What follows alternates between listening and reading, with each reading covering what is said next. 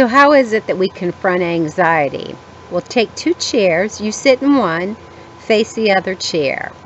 When you look at that other chair, think about that as being your anxiety. You're going to sit with it. You're not going to run, you're not going to distract, you're not going to get up and do anything. You're going to say to that chair, "Hello, anxiety, nice to meet you. I'm not running. Please tell me what you're about." Learn to sit with the tension of anxiety. We end up running, distracting, and then the tension from the anxiety builds up within us, sometimes even to the place of causing us to panic. So one of the first steps in being able to overcome anxiety is to learn to sit with distress and know that you're not going to die from it. So that's step one, and we'll be talking more in future video clips.